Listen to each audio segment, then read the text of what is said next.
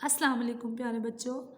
उम्मीद करती हूँ आप सब खैरियत से होंगे और मेरी दुआ है कि अल्लाह ताला आपको इस सर्दी के मौसम में हमेशा सेहतमंद और खुश रखे। तो आज के हमारे उर्दू बे में सरगर्मी है साबके। तो क्या आप लोगों को पता है साबका किसे कहते हैं? जी, तो साबका इस लफ्ज़ को कहते हैं जिसे किसी भी बामानी लफ्ज़ से पहले लगाया जाए और फिर एक नया लफ्ज़ बनाकर उस लफ्ज़ के मायने में तब्दीली कर ली जाए। जैसे यहाँ पर एक मिसाल है मेरे पास। जैसे यहाँ पर मैंने एक बामानी लफ्ज़ लिखा है पढ़। पढ़ का मतलब होता है पढ़ना, यानी रीडिंग करना, आप इस तरह से कह सकते हैं इसको। तो ये बामानी लफ्ज़ है। इससे पहले मैंने एक लफ्ज़ लगा दिया अन, ठीक है, तो ये क्या बन गया? अनपढ़। अनपढ़ किसे कहते हैं? जो लोग ना पढ़े लिखे हों उनको अनपढ़ कहते हैं, ठीक है। जो लोग पढ़ लिख नहीं सकते वो अनपढ़ होते हैं।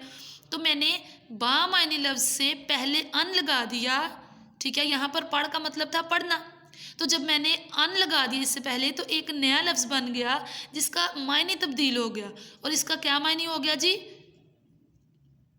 पढ़ा लिखा ना होना, अनपढ़ पढ़ा लिखा ना होना। इसी तरह से आज हमने जमात में कुछ साबके करने हैं और साबकों से हमने नए अल्फाज बनाने हैं जो कि बामानी अल्फाज होंगे।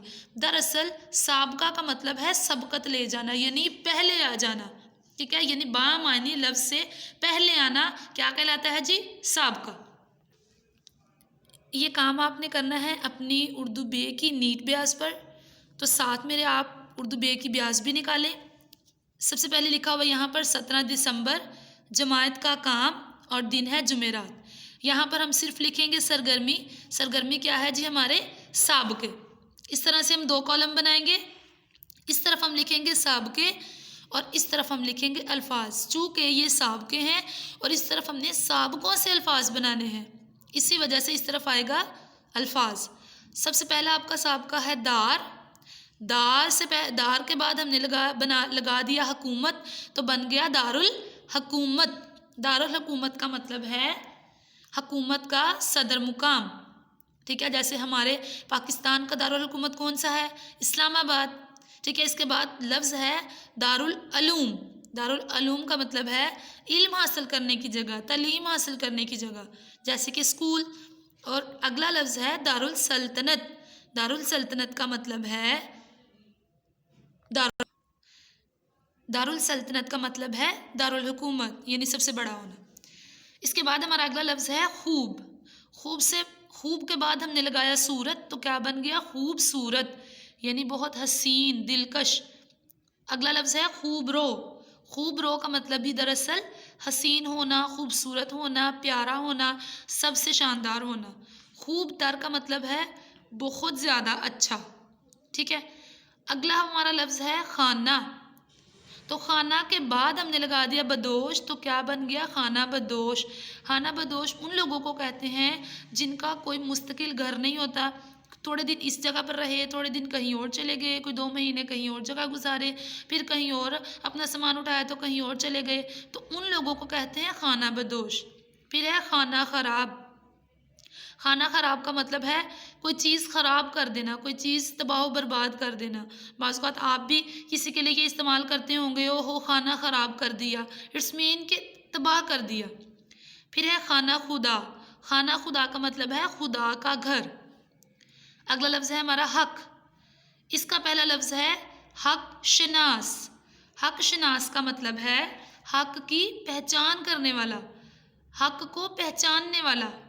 जो शख्स हक की पहचान करता है उसके लिए हम लफ्ज़ का इस्तेमाल करते हैं हक शनास। अगला लफ्ज़ है हक गो। हक गो का मतलब